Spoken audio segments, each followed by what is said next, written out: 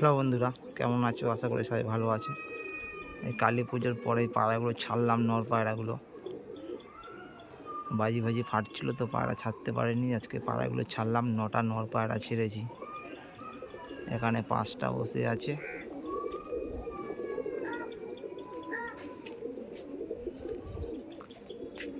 আর ওখানে বসে আছে 4টে পায়রা। 9টা পায়রা ছেড়েছি, দেখা যাক আজকে কী হয়, ঠিকঠাক বাড়িতে নামে কি না। আর এখানে কিছু বাচ্চা দেওয়া আছে খাঁচায় করে।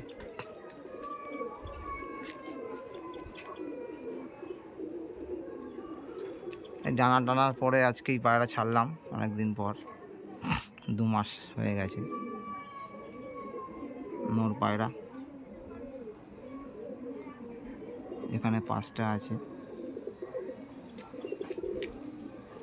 ওইখানে 4টে আছে।